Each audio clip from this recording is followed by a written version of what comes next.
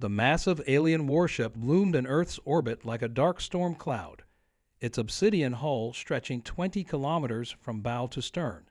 Behind it, 11 more vessels of similar size emerged from hyperspace, their arrival sending electromagnetic pulses cascading through our planet's communications networks. For 3 days, they maintained their position, silent and watchful, as humanity held its collective breath.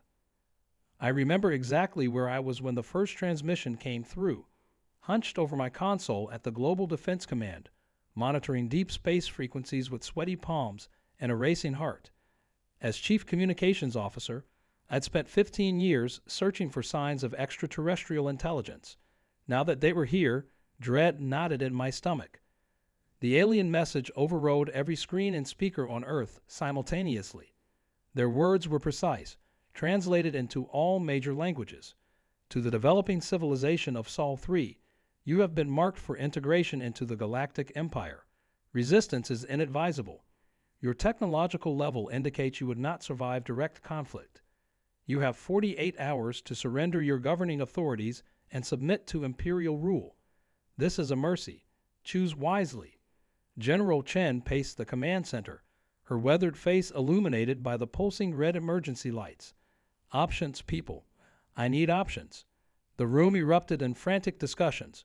Could we negotiate? Fight back? What weapons did they have? How many ships were still cloaked and unseen? I studied the transmission patterns, noticing something odd in the data stream. General, I called out, there's an irregularity in their signal. It's almost like they're trying to mask their own fear. The room fell silent as I explained. The message repeats exactly, down to the microsecond. It's too perfect, too rehearsed. They're following a protocol, which means this isn't their first contact with a civilization like ours. But something's different this time. The general's eyes narrowed. Different how? Before I could answer, our long-range sensors lit up with new contacts, hundreds of them, thousands, emerging from the dark side of the moon. But these ships were different. Sleek, organic curves instead of sharp imperial angles. They moved like schools of fish, flowing through space with impossible grace. A second transmission cut through the air, this one carrying a warmth the imperial message lacked. People of Earth, we are the Free Systems Alliance. We've monitored your world since you first split the atom. Your art, your music, your unrelenting spirit, they echo across the stars. The Empire claims your resistance would be futile. They're wrong. They fear you as they feared us. Humanity's potential exceeds their calculations. Join us, fight with us, and together we'll show them why. The command center erupted in cheers, but General Chen raised her hand for silence. It could be a trap, she cautioned. 2 alien forces, both claiming to be humanity's best option. Convenient timing. I shook my head, pointing to my readings. No, General. The Alliance ships, they're broadcasting on frequencies we developed but never used. They've been studying us, learning our methods, adapting their technology to be compatible with ours.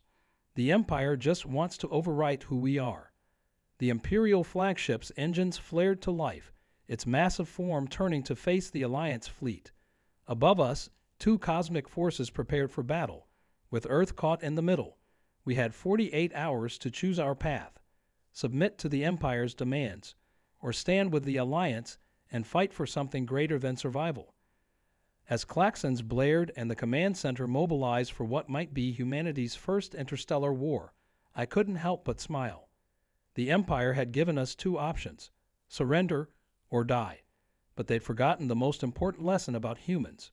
We always find a third way. The next 12 hours were a blur of activity as Earth's military forces scrambled to prepare for every possible scenario. The Alliance commanders had requested a secure meeting with our world leaders, while the Empire maintained its ominous silence after the initial ultimatum. I found myself racing between briefing rooms, translating tactical data streams from both alien fleets. What fascinated me most were the distinct technological signatures of our 2 potential allies, or enemies. The Empire's ships were like clockwork, every system perfectly regulated, every response calculated to mathematical precision. But the Alliance vessels pulsed with creativity, their formations constantly adapting, their energy signatures almost musical in their complexity. They weren't just machines, they were works of art. During a rare quiet moment, I managed to decode fragments of internal communications from the Imperial fleet. What I found sent chills down my spine.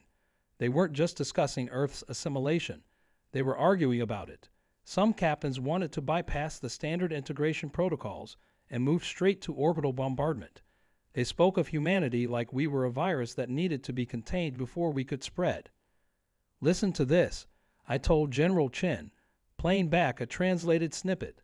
"They keep referencing something called the Saul prophecy. They're scared of what we might become, not what we are now." The general's expression darkened as she listened. "Our primitive weapons couldn't scratch their ships, yet they wanted to eliminate us immediately. Why?" The Alliance representatives provided some answers during the emergency United Nations session. Their ambassador, a being of shifting light and crystal, explained that humanity possessed something unique in the galaxy: unprecedented adaptability. Where other species took millennia to advance technologically, we had gone from horse-drawn carriages to space stations in just over a century.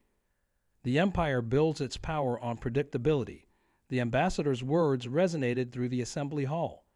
They calculate the development of civilizations across thousands of years, integrating them only when they can be fully controlled. But humans, you're an anomaly. Your potential growth curves break their models. In a century, you could match their power. In 2, you could exceed it. Back at command, we detected unusual energy spikes from the Imperial fleet. They were positioning themselves in a spherical formation around Earth, their weapons ports still closed but humming with power. The Alliance ships responded by creating a protective screen between us and them, their organic shapes flowing into an ever-shifting barrier. "They're not going to wait 48 hours, General Chen concluded, studying the tactical display. "The Empire never makes threats they don't intend to carry out. The question is, do we trust the Alliance? They claim to be our guardians, but we know nothing about their true motives." I was about to respond when my console lit up with new data. The Imperial ships were broadcasting again, but this time on frequencies they thought we couldn't detect. Orders were being passed between their vessels, complex battle plans unfolding in their encrypted transmissions. They were preparing for something big. Then I saw it, a pattern in their deployment that made my blood run cold. "General," I called out, my voice steady despite my racing heart. "They're not positioning themselves for an attack on Earth. Look at these vectors. They're preparing to fire on something coming from outside the solar system." As if in response to my words, the deep space sensors began picking up massive gravitational distortions at the edge of our solar system. Something was coming, something that made both the Empire and the Alliance react with immediate alarm. The choice of whether to fight or surrender might have just been taken out of our hands entirely. Through the command center's panoramic windows, we watched as space itself seemed to ripple and tear. The gravitational sensors were going haywire, registering distortions that should have been impossible. Whatever was coming through that rift in space made the Imperial fleet look like toys in comparison. "All stations, battle positions," General Chen's voice carried across the suddenly silent room. The Alliance ships were regrouping, their fluid formations taking on a more aggressive stance. Even more surprising, the Imperial fleet was backing away, their perfect geometric patterns showing signs of disorder for the first time. I intercepted a flood of emergency transmissions between the Imperial ships. Their disciplined communications were breaking down into what could only be described as panic. "General," I reported, my fingers flying over the console, "the Empire is terrified. They keep mentioning something about the Ancients returning. Whatever's coming through that rift, they've encountered it before." The Alliance ambassador's hologram materialized in our command center, its crystalline form flickering with urgent patterns. "We don't have much time," it announced. "What's approaching is why we've been protecting developing civilizations like yours. The Empire doesn't integrate worlds out of benevolence. They harvest their resources and populations to prepare for this moment. They've been running from the Ancients for millennia." The rift expanded, and through it came something that defied description. It wasn't a ship. It was as if a piece of space itself had become conscious and decided to move. It was darkness given form, stretching across millions of kilometers, yet somehow our instruments had trouble even detecting it. That's when we received a transmission that changed everything. It wasn't from the Empire or the Alliance. It came from the Ancient itself, and it spoke directly into our minds. The message was simple but earth-shattering. At last, we have found them, the children of the seed we planted so long ago. General Chen grabbed the edge of her console, her knuckles white. What does that mean? She demanded of the Alliance ambassador. What seed? But I was already connecting the dots, my hands shaking as I pulled up historical data. The Great Leap, I whispered. That's what the Empire fears about us. Somehow, our evolution accelerated exponentially about 300,000 years ago. Scientists could never explain why human consciousness and intelligence suddenly developed so rapidly. The Ancients' presence seemed to fill not just space, but time itself. Images flooded our minds, glimpses of Earth's past, of strange beings walking among our earliest ancestors, of knowledge being woven into our very DNA. We weren't just another species in the galaxy. We were an experiment, a carefully crafted key to unlock something even the Ancients couldn't achieve on their own. The Imperial fleet suddenly surged forward, their weapons powering up to maximum capacity. They weren't attacking Earth anymore. They were trying to destroy the evidence of their greatest fear. Humanity wasn't just going to surpass them eventually. We were created specifically to do so. As their weapons prepared to fire, the Alliance ships moved to intercept, but they would never make it in time. Earth hung in the balance, with mankind's true origin story about to be erased before we could even understand it. That's when the Ancient made its move, and what happened next would rewrite everything we thought we knew about our place in the universe. The Ancients' response to the Imperial attack came not as a counterattack, but as silence, complete and absolute silence. Every system on Earth went dark. The Imperial weapons, charged to unleash destruction, fizzled out like dying embers. The Alliance ships froze in space, their fluid movements arrested in mid-formation. Even our own military satellites and defense systems fell quiet. In that moment of universal stillness, something extraordinary happened in the command center. Our minds began to fill with images, but not from the Ancient this time. These were rising up from within us, from memories we didn't know we had. Every human on Earth was experiencing the same thing, genetic memories, locked away in our DNA for hundreds of thousands of years, suddenly awakening. We weren't just seeded with intelligence, I gasped, as understanding flooded through me. We were given a gift, meant to stay dormant until this exact moment. Through the shared vision, we all saw it. Humanity wasn't created to be a weapon or a tool, but to be mediators. Our adaptability, our creativity, our endless drive to explore and understand, these weren't random traits. They were carefully chosen attributes meant to bridge the gap between the physical and the quantum realm where the Ancients partly existed. General Chen's eyes widened as she looked at her hands, seeing them as if for the first time. The Empire wasn't running from the Ancients, she said slowly. They were running from us, from what we would become when we finally awakened. The Alliance ambassador's hologram flickered back to life, but its message was unexpected. We too have been deceived, it admitted. We thought we were protecting you, but we were actually containing you. The Empire feared your potential for destruction. We feared your potential for change. Neither of us understood your true purpose. As if responding to some silent signal, humans around the world began to access abilities we never knew we had. Through the command center windows, we could see patches of space shifting and warping as people instinctively reached out with their minds, manipulating the quantum fabric of reality itself. We were the bridge between normal space and whatever realm the Ancients inhabited. But with this awakening came a terrible realization. The Empire's attack hadn't been stopped. It had been absorbed. The energy of their weapons, combined with the sudden activation of humanity's dormant abilities, was creating a cascading reaction in space-time itself. Cracks began appearing in the sky, not just rifts like before, but actual fractures in reality.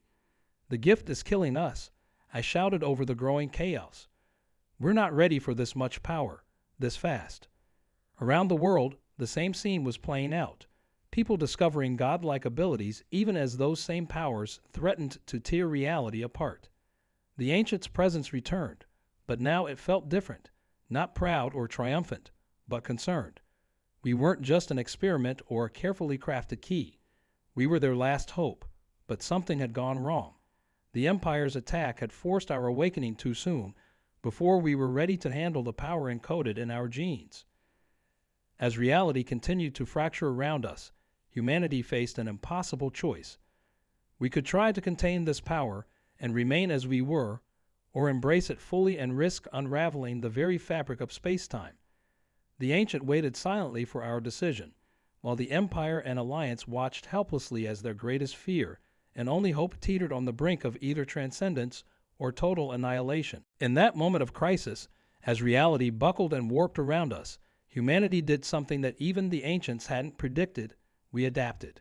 Instead of choosing between suppressing or embracing our new powers, we found a third way, just as we always had throughout our history. All across the planet, people instinctively began working together, linking their awakened abilities not to amplify them, but to stabilize them. "Look at the readings," I called out, pointing to my console where the energy patterns were shifting. We're not just individuals connecting, we're forming a network, a living web of consciousness. Through this spontaneous collaboration, we were learning to control our powers collectively, distributing the strain across billions of minds instead of bearing it alone. The Ancients' presence resonated with what felt like surprise and approval. The Empire had feared chaos, the Alliance had feared change, but neither had understood humanity's greatest strength, our ability to unite in the face of crisis, to turn potential destruction into a force for creation. General Chen stepped forward, her mind now linked with the global network of consciousness. "We see what you intended now," she addressed the Ancient.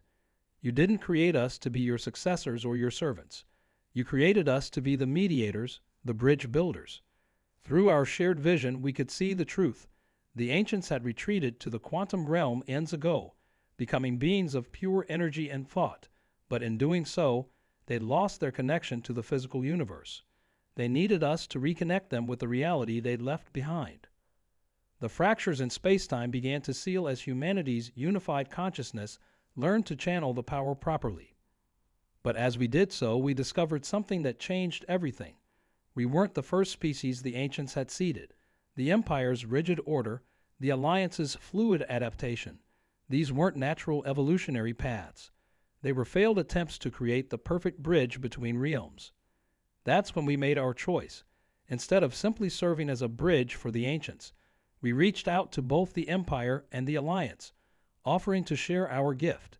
Our ability to connect minds and rewrite quantum reality could be taught, shared, passed on to others. We could help heal the broken fragments of the Ancients' previous attempts.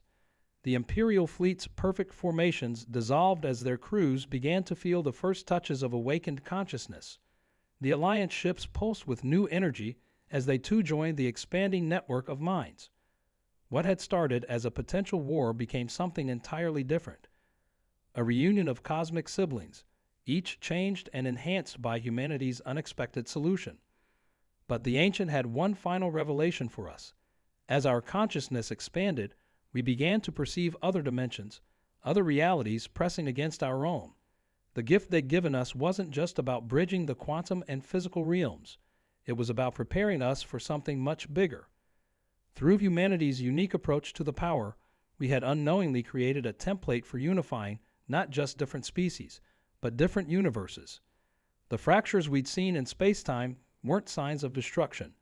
They were doorways, portals to parallel dimensions where other versions of the Ancients' experiments had played out differently. Our choice to share and stabilize the power instead of controlling or rejecting it had proven we were ready for the next step in cosmic evolution. As the sun rose over Earth that morning, humanity looked up at a sky filled not with potential enemies, but with new allies and endless possibilities.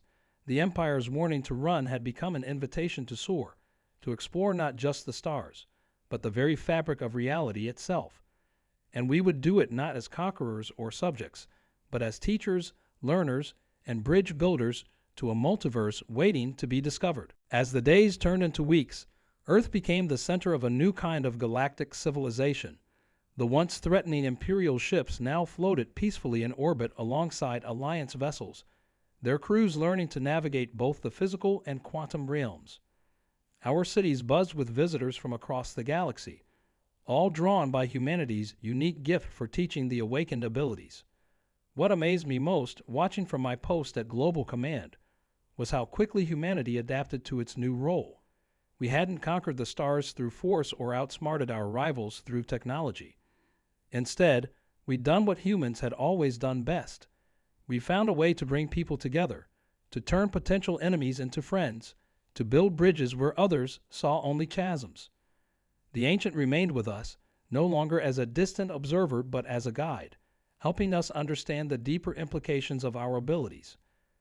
Through their teachings, we learned that the multiverse was like an infinite library, each reality a different story of how life had evolved.